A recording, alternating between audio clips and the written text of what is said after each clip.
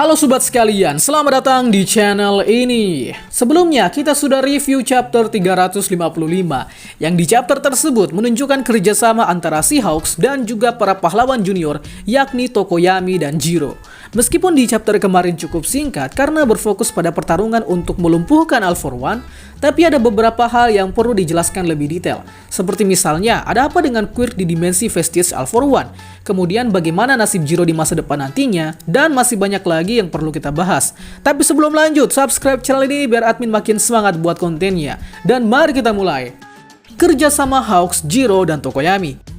Di chapter ini akhirnya menunjukkan bagaimana sang profesional hero dibantu dengan pahlawan amatir berusaha menghadapi sang big boss villain All For One, yang tentu kemenangannya jika diperhitungkan dari segi kekuatan akan sangat berbanding jauh antara mereka bertiga jika disandingkan dengan All For One yang notabene adalah villain kelas kakap.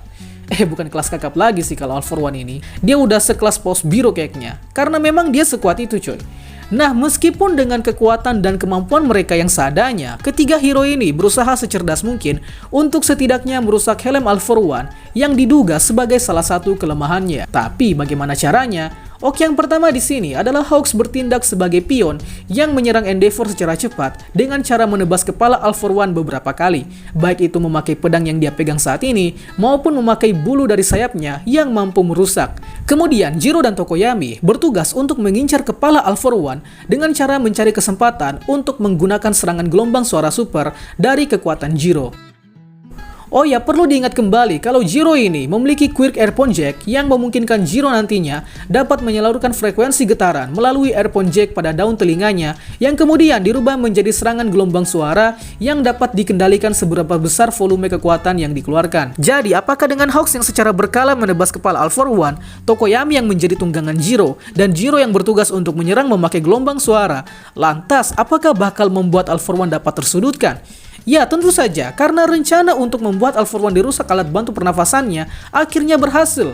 Sebab Hawks yang beberapa kali menebas kepala All For One akhirnya sedikit membuat ketahanan dari helm All For One kini semakin rapuh. Dan ditambah lagi oleh Heartbeat Wall Legato dari Jiro yang super ekstrim, akhirnya memberi retakan pada helm All For One. Alhasil dengan kesempatan tersebut, akhirnya membuka peluang untuk Hawks menebas sekali lagi kepala All For One. Dan hasilnya duar! Helm All For One akhirnya rusak coy, yang otomatis ini menjadikan alat bantu pernafasan All For One juga tentunya bakal rusak.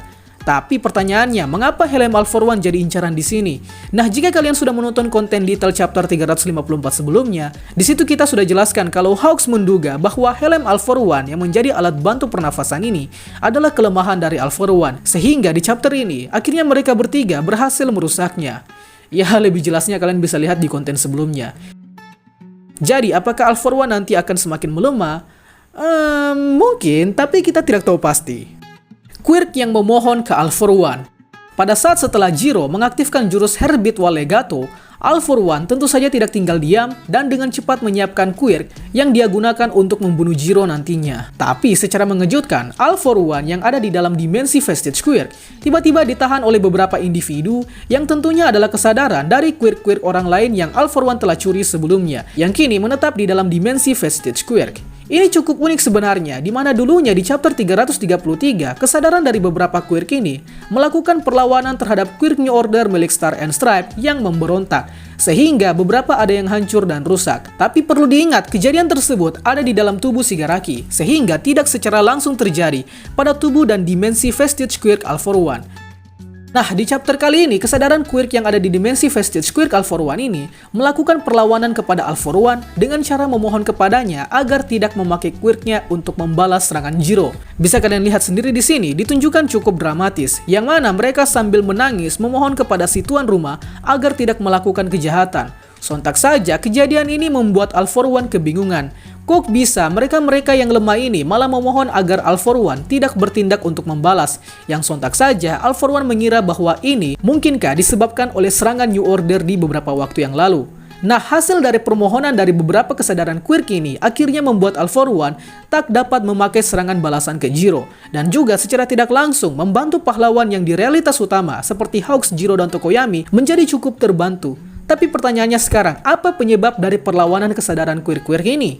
So, ada beberapa dugaan yang mungkin bisa menjawab. Dugaan pertama adalah beberapa kesadaran Quirk ini merasa simpati kepada Jiro setelah Jiro memaki-maki All For One karena kejahatannya kepada teman-temannya. Sehingga besar kemungkinan kalau beberapa kesadaran Quirk yang ada di Vestige Quirk mendengar perkataan Jiro dan hasilnya membuat mereka melakukan perlawanan ke All For One dengan cara memohon-mohon.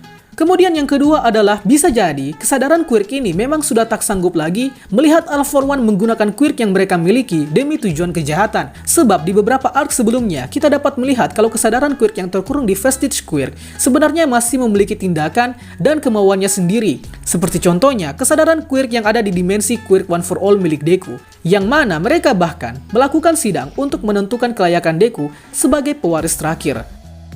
So, dengan dugaan kedua ini, mungkin akan menjawab mengapa ada perlawanan dari kesadaran Quirk dalam dimensi Vestige Quirk All For One. Itu disebabkan karena mereka masih memiliki tindakan dan kemauan mereka sendiri. Alhasil, di kesempatan kali ini, All For One tak bisa menggunakan Quirk yang mereka miliki. Anyway, jika diperhatikan, kesadaran Quirk ini terlihat berjumlah 5 orang, yang kebetulan All For One di 3 chapter ini langsung mengaktifkan 5 Quirk sekaligus, yang bisa kalian lihat sendiri. Nah, mungkinkah 5 orang ini adalah pengguna dari 5 Quirk yang All For One pakai selama bertarung dengan Endeavor, Hawks, Tokoyami, dan Jiro? Jika dicocok logikan, pasti iya sih cukup valid indikasinya. Akan tetapi, pasti sebagian dari kalian akan menyoroti sosok kesadaran Quirk yang digambarkan dengan seorang wanita bertanduk, dan wanita bertanduk ini menjadi sorotan banyak pembaca karena mengira bahwa dia adalah Eri-chan atau mungkin ibunya Eri-chan. Alhasil muncul teori, apakah All For One memiliki Quirk Rewind seperti Eri-chan? Kalau menurut pandangan saya pribadi, besar kemungkinan sosok wanita ini adalah orang random biasa yang Quirknya dicuri oleh All For One. Sebab jika memang dia adalah Eri-chan, kan gak mungkin. Eri-chan kan masih bocil ya kan? Dan kalau benar dia adalah Eri-chan atau kerabatnya Eri-chan, lantas mengapa All For One tak memakai Quirk Rewind untuk memanipulasi lingkungan sekitar dengan Quirk Rewind? Kan nggak logis gitu. Jadi untuk sementara dapat kita simpulkan bahwa sosok wanita ini adalah orang random yang Quirknya dicuri All For One. Bagaimana nasib Jiro di masa depan? Di chapter ini, Jiro akhirnya turut merasakan sensasi dari serangan All For One, yakni dengan cindera mata berupa hilangnya telinga kiri Jiro, yang pada dasarnya memang telinga Jiro ini adalah organ tubuh paling penting dalam menyalurkan kekuatannya. Tapi sayang sekali, kini tinggal satu coy. Nah, sekarang pertanyaannya, bagaimana nasib Jiro nantinya jika sudah kehilangan satu daun telinga? Sejauh ini ada beberapa kemungkinan. Nah, kemungkinan pertama adalah Jiro sepertinya memang akan hidup dengan satu telinga nantinya. Tapi bukan berarti hanya karena memiliki satu telinga, maka Jiro akan stop menjadi hero. Justru dengan satu telinga tersisa, maka akan memaksa Jiro untuk memaksimalkan kekuatannya menjadi lebih overpower dan fokus. Sebab kalian bisa lihat sendiri, bahkan dengan satu telinga pun, Jiro masih dapat menggunakan Herbit Wall Legato yang skala serangannya sangat dahsyat. Kemudian, kemungkinan kedua adalah telinga kiri Jiro ini akan muncul kembali. Ya, sejauh ini pasti bakal pakai Quirk Rewind milik Eri ya. Karena memang yang paling masuk akal, ya dia harus pakai Rewind kalau telinga kirinya mau balik. Tapi bukan tidak mungkin telinga ini bakal muncul kembali, sebab Jiro ini adalah seorang mutan ya kan, yang tubuhnya dapat dimanipulasi sama halnya seperti Mezo yang bisa menumbuhkan tangannya setelah dipotong, sehingga kecil kemungkinan Jiro bisa menumbuhkan kembali earphone jack yang ada di telinganya. Dan kemungkinan ketiga adalah dengan bantuan alat canggih. Sama halnya seperti Mirko yang seorang mutan, yang mana kaki tangannya diganti dengan alat yang justru semakin menguatkan Mirko dalam aksinya. Alhasil dengan bantuan alat, entah apapun itu yang akan menjadi pengganti telinga Jiro yang hilang, maka akan semakin memaksimalkan kekuatan Jiro, sehingga Jiro tetap menjadi hero sesuai dengan keinginannya. So, mungkin itu saja dulu pembahasan detail chapter 355 kali ini. Seperti biasa, jika ada yang luput dari pembahasan, silakan kalian tuangkan di kolom komentar. Itulah pembahasan kita pada kali ini. Sanggap apabila ada yang kurang, request juga di kolom komentar untuk pembahasan selanjutnya. Dan akhir kata, see you next time.